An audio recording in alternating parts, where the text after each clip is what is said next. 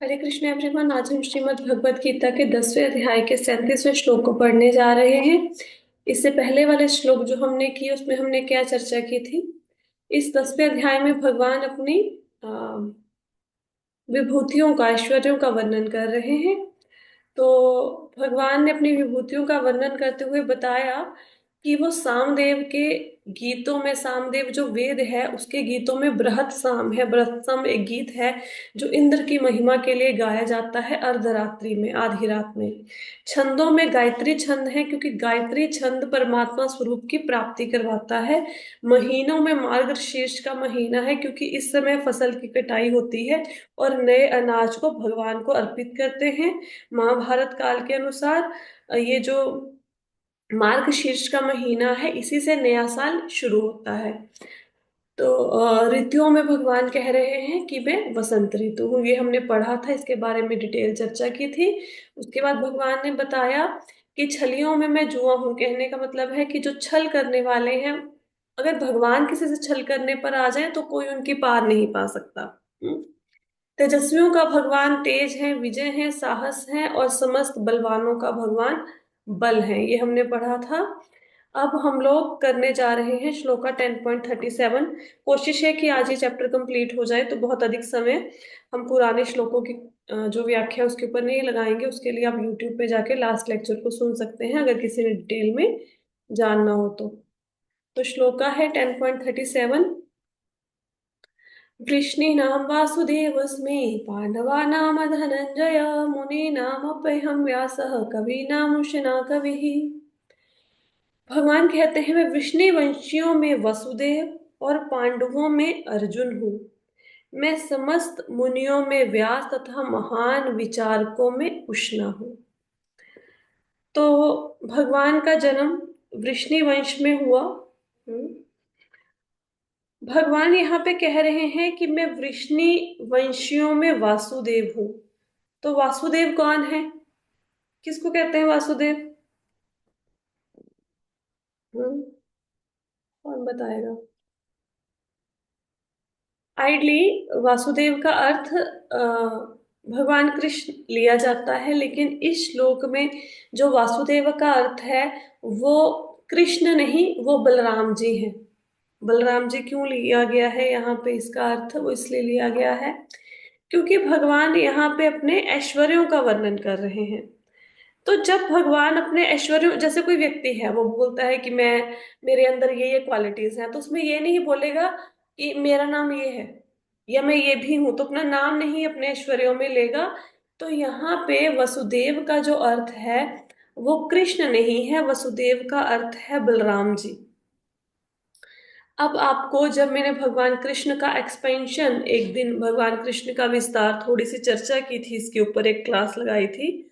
अगर आप में से किसी को याद हो तो मैंने बताया था कि भगवान कृष्ण के जो सबसे पहले विस्तार हैं वो बलराम जी हैं। और हाँ जी। हाँ, बताया था ना।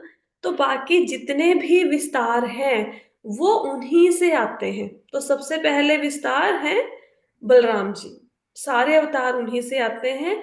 और बलराम जी को भी वासुदेव ही कहते हैं क्योंकि वासुदेव का अर्थ है वसुदेव जी के पुत्र। और बलराम जी भी वासुदेव के ही पुत्र हैं, उनके पिता का नाम भी वासुदेव है ना, कृष्ण बलराम भाई हैं। तो यहाँ पे वासुदेव का अर्थ लेना है आपने बलराम जी।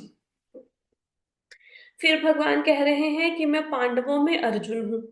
तो यहाँ पे आ, 5 पांडव हैं, युधिष्ठिर, भीम, अर्जुन, नकुल, सहदेव। उसमें जो अर्जुन है वो भगवान के मित्र हैं, उनको बहुत प्रिय हैं। और अर्जुन है जो समस्त पांडवों में सबसे श्रेष्ठ हैं क्योंकि भगवान के भक्त हैं। भक्त सारे ही हैं लेकिन अर्जुन स्पेशली भगवान को प्रिय है। और अर्जुन, अगर आपको पता हो, नर नारायण ये अवतार है ना। नर और नारायण में जो नारायण है वो तो भगवान कृष्ण है, लेकिन नर जो है वो नर अर्जुन है। वो अर्जुन है। अर्जुन है ना। तो इसलिए भगवान कह रहे हैं कि वो पांडवों में क्या है, पांडवों में अर्जुन है। हम्म। और कहते हैं मैं समस्त मुनियों में व्यास हूँ। जितने भी मुनि हैं उनमें व्यास देव जी बहुत श्रेष्ठ हैं। व्यास देव जी क्यों श्रेष्ठ हैं क्योंकि पहले एक ही वेद होता था। व्यासदेव जी ने सोचा कि कलयुग के मनुष्यों को कुछ याद तो रहेगा नहीं, तो उन्होंने वेद को चार भागों में डिवाइड करके ऋग्वेद, सामवेद, अथर्ववेद और यजुर्वेद, ये चार वेदों के भाग बना दिए। उन्हीं के कारण हमें पुराण मिले हैं, 18 पुराण, 108 उपनिषद, रामायण, महाभारत, इन सबके रचयिता व्यासदेव जी हैं। और व्यासदेव भगवान के शक्त्यावेश अवतार भी हैं। तो इसलिए मुनियों में कौन महान है? व्यासदेव जी। वो भगवान कहते हैं वो मैं ही हूँ, वो मेरी ही विभूति हैं। फिर कहते हैं मैं महान विचारकों में उष्णा हूँ, कवि नाम उष्णा कवि ही। तो यहाँ पे कवि का अर्थ वो नहीं है जो कविता लिखते हैं। यहाँ पे कवि किसको कहते हैं? जो शास्त्र के सिद्धांतों को ठीक से जाने। वो जितने भी पंडित हैं जो शास्त्र में जो लिखा है वह शास्त्र के सिद्धांतों को अच्छे से जानते हैं, उनको बोलते हैं कवि। जो महान विचारक होते हैं उनको बोलते हैं कवि। तो कवियों में भगवान कहते मैं कौन हूँ? महान विचारकों में मैं कौन हूँ? जो धर्म के सिद्धांतों को अच्छे से जानते हैं, शास्त्रीय सिद्धांतों को, उनमें मैं कौन हूँ? उष्णा कवि। उष्णा कौन है? उष्णा शुक्राचार्य जी का बचपन का नाम है, उष्णा। हम्म। शुक्राचार्य जी, आप सबको पता है, दैत्यों के गुरु हैं। वो बहुत अच्छे विचारक थे, बहुत अच्छे नीतिकार थे। उनकी नीति को बोला जाता है शुक्राचार्य नीति। तो उनकी नीति में उन्होंने बहुत सी ऐसी बातें बताई हैं जो आज के समय में भी लागू होती हैं। जैसे कि शुक्राचार्य जी ने अपनी शुक्र नीति में बताया है कि राजा को अपनी प्रजा की सुरक्षा करनी चाहिए, अपराधियों को दंडित करना चाहिए, कुछ बातों को हमेशा गुप्त रखना चाहिए, अन्न का अपमान नहीं करना चाहिए। हम्म।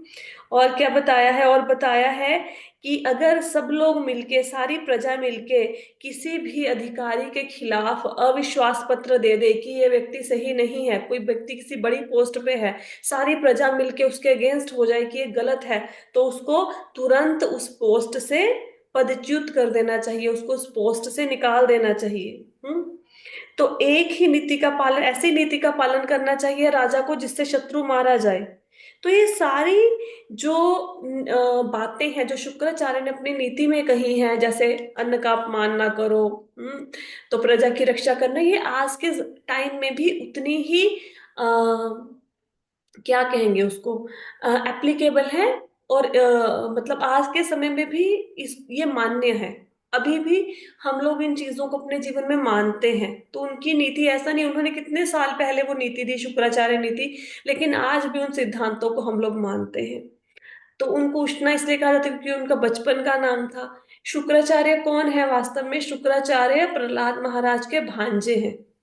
प्रहलाद महाराज के भांजे कैसे हुए?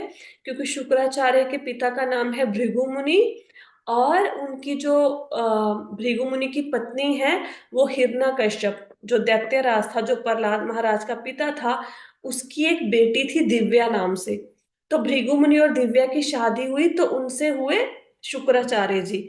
तो शुक्राचार्य जी इस तात्पर्य में क्या लगे? प्रहलाद महाराज के भांजे लगे। ठीक है। तो यहाँ पे बताया गया है, एक्चुअली शुक्राचार्य जी को संजीवनी विद्या आती है। शुक्राचार्य जी ने भगवान शंकर की को प्रसन्न किया, तपस्या करके उनसे संजीवनी विद्या ली, जिसके कारण जब देवताओं और दैत्यों का युद्ध होता था तो दैत्य जो जिनकी मृत्यु हो जाती थी उनको फिर से जीवित कर देते थे।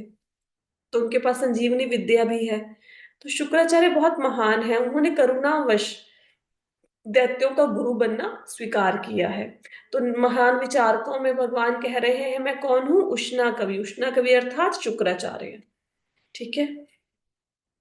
ये यहाँ तक किसी का कोई प्रश्न है इस श्लोक में? नहीं। आगे चलते हैं। नेक्स्ट श्लोक का है 10.38। दंडो दमयाद्यम दमयतामस्मि नीतिरस्मि जगीषताम् मौनं चैवास्मि गुह्यानां ज्ञानं ज्ञानवतामहम्।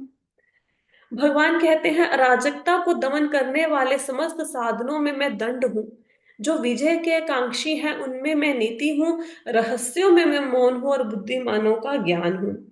यहाँ पे क्या बताया गया है कि जितने लोग गलत काम करते हैं, अराजकता करते हैं, जब उनको कोई दंड देता है तो वो दंड देने वाला व्यक्ति कृष्ण स्वरूप ही समझना चाहिए।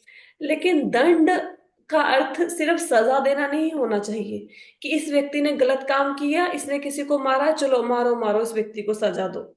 दंड क्यों दिया जाता है? जो जज होता है वो किसी अपराधी को दंड क्यों देता है? दंड इसलिए दिया जाता है ताकि अपराधी में कोई ना कोई सुधार हो।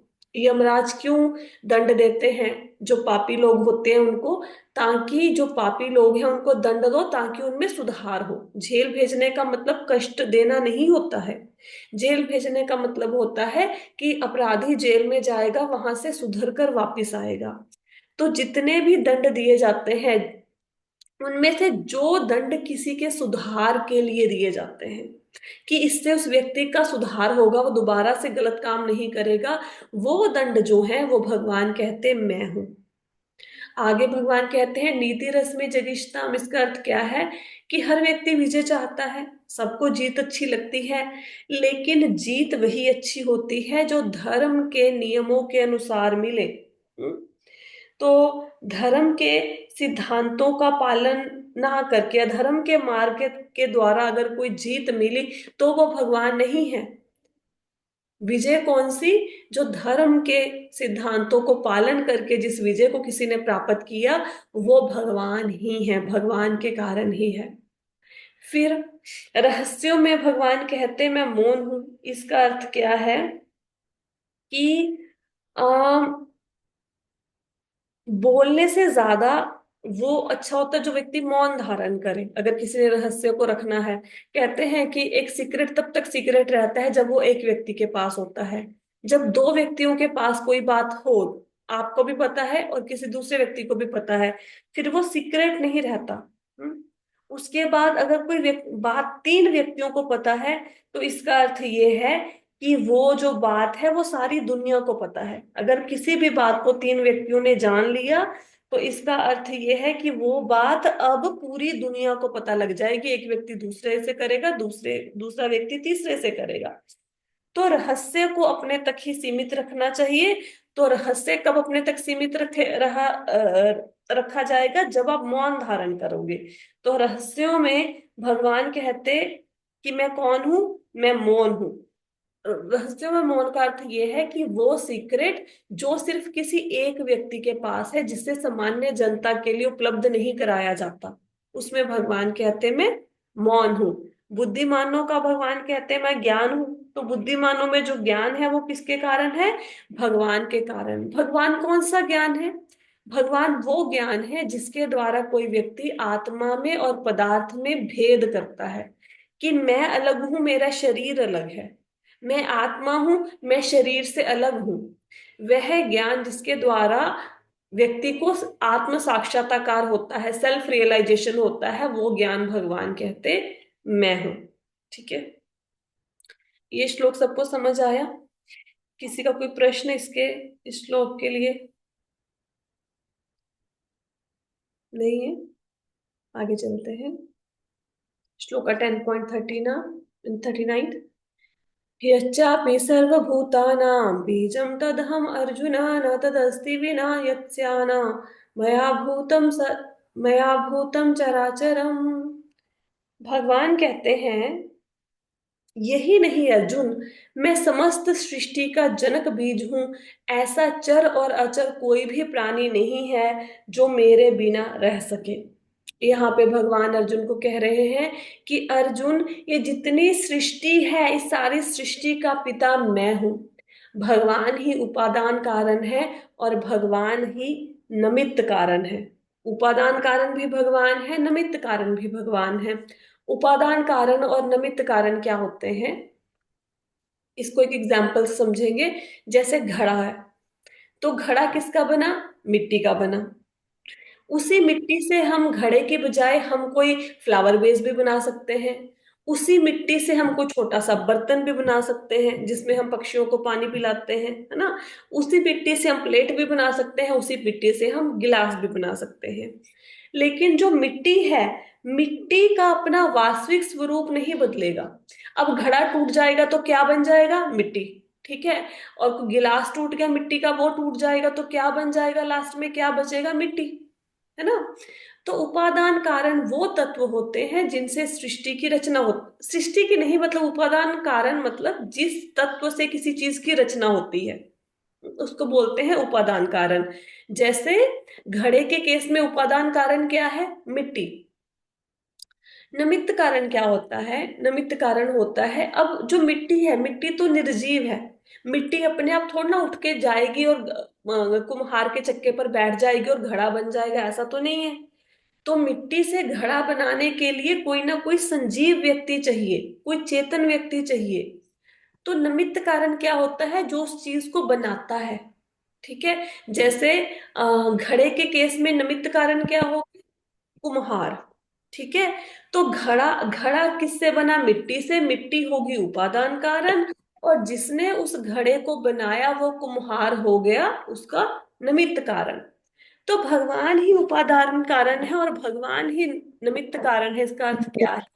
कि ये सृष्टि जिन तत्वों की बनी है वो सारे तत्व भगवान से आए हैं, और उन सारे तत्वों के साथ सृष्टि को बनाने वाले भी भगवान ही हैं। समझ आया सबको? किसी का कोई प्रश्न है यहाँ तक?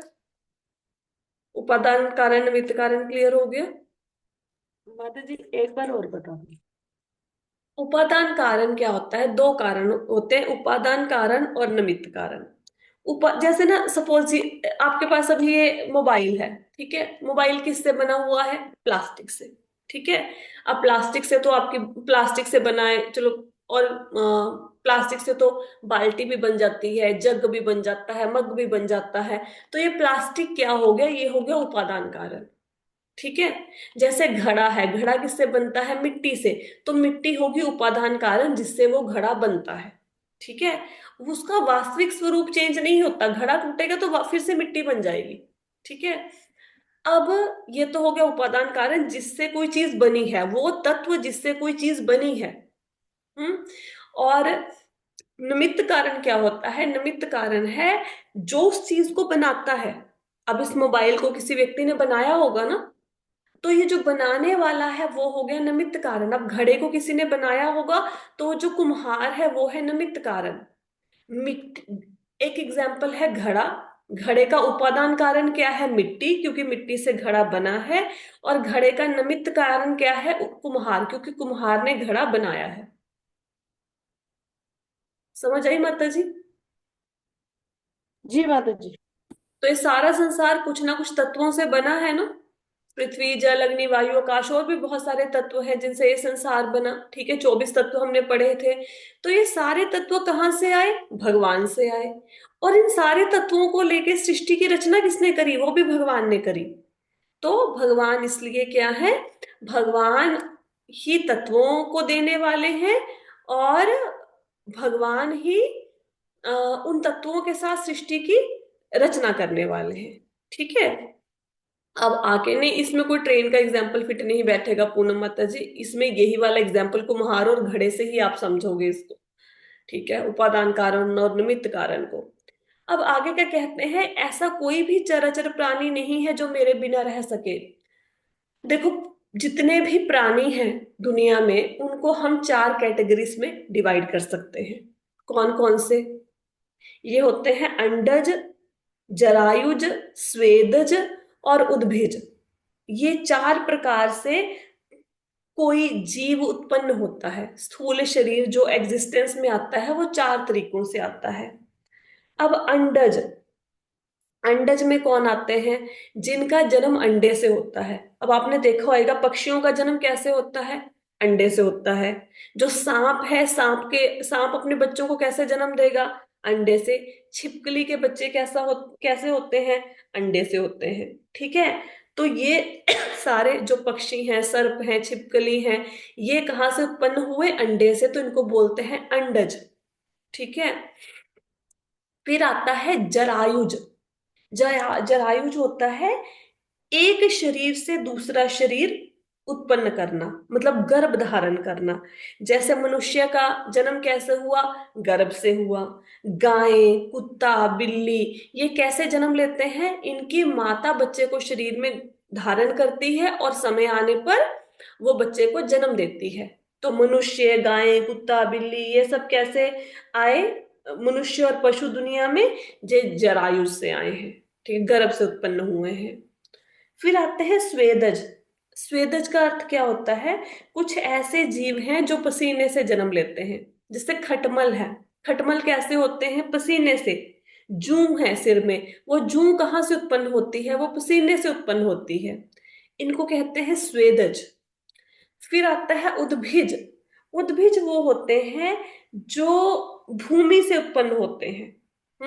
जैसे पेड़ पौधे हैं, घास हैं, लताएं हैं, ये कहाँ से आती हैं, ये सारी आती हैं भूमि से। पेड़ पौधे भूमि से उत्पन्न होते हैं ना, उनको कहते हैं उद्भिज। तो ये चार प्रकार के जीव हैं, इनके पिता कौन है, भगवान हैं। ये सारे अंडज, यरायुज, स्वेदज, उद्भिज कहाँ से आए, सबके सब भगवान से आए।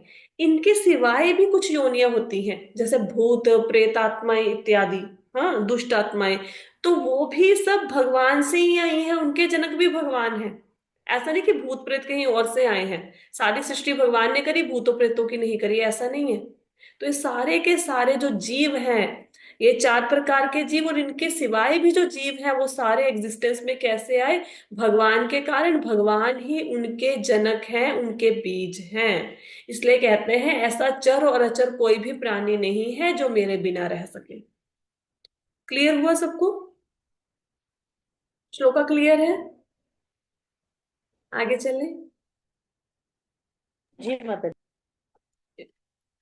नेक्स्ट श्लोका है, ना नान्तोऽस्तीवं दिव्यानां विभूतीनां परन्तप एष तूददेशत प्रोक्तो विभूतेर्विस्तरो मया। भगवान कहते हैं, हे परंतप, मेरी दैवी विभूतियों का अंत नहीं है। मैंने तुमसे जो कुछ कहा है वह तो मेरी अनंत विभूतियों का संकेत मात्र है। यहाँ पे भगवान कहते हैं कि अर्जुन, मेरी विभूतियों का अंत नहीं है, ऐसा नहीं कि मेरी इतनी ही विभूतियां हैं। भगवान ने श्लोक नंबर 20 से लेके 39 तक अपनी 82 विभूतियों का वर्णन किया है। श्लोका नंबर 20 से लेके 39 तक आपने कितनी विभूतियां पढ़ी, भगवान की 82। तो इसका अर्थ क्या है कि भगवान में सिर्फ 82 विभूतियां हैं, नहीं, भगवान में इससे भी बहुत ज्यादा विभूतियां हैं। लेकिन क्योंकि अर्जुन ने पूछा, तो भगवान ने उसकी उत्सुकता को मिटाने के लिए थोड़ी सी विभूतियां बता दी। हालांकि भगवान की विभूतियां इससे कई गुना ज्यादा है। क्लियर हुआ, आगे चले। आगे है, यद्यद विभूति मत्सत्वम श्रीमद ऊर्जितमेव वा तद तद्देवावगच्छत् त्वं मम तेजोशम संभवम। भगवान कहते हैं, तुम ये जान लो कि सारा ऐश्वर्य, सौंदर्य, तेजस्वी सृष्टियां मेरे तेज के एक स्फुलिंग मात्र से अद्भुत हैं। तो भगवान कहते हैं, जितनी आप सृष्टि देख रहे हो, जितने ऐश्वर्य देख रहे हो, कितनी सुंदर सुंदर चीजें देख रहे हो, ये सबको भगवान बनाने वाले भगवान है। लेकिन भगवान को इन सबको बनाने के लिए बहुत ज्यादा शक्ति नहीं लगानी पड़ी। भगवान ने, जैसे एक चिंगारी होती है ना, वो पूरे के पूरे मतलब रुई के पहाड़ को राख कर देती है, एक छोटी सी चिंगारी। तो ये सब कुछ जितने ऐश्वर्य है, सौंदर्य है, सृष्टियां हैं, ये भगवान के तेज के सिर्फ एक छोटे से अंश से बनी है। छोटे से अंश से। ये भी नहीं कि बहुत ज्यादा भगवान ने मतलब अपना आधा तेज लगा दिया तो ये सब कुछ बना, ना ना ना। एक छोटे से अंश से, जैसे समझ लो कि एक तिनके से सारा कुछ रचा गया। ये जो असंख्य ब्रह्मांड है, इतनी सृष्टि नजर आ रही है, नहीं नजर आ रही, वो सब कुछ, जितनी सुंदर वस्तुएं हैं, जितनी तेज है, ये सब भगवान की तेज के एक अंश मात्र से इसका निर्माण हुआ है। नेक्स्ट श्लोक का है, अथवा बहुनेतेन किं ज्ञातेन, जस्ट 1 मिनट।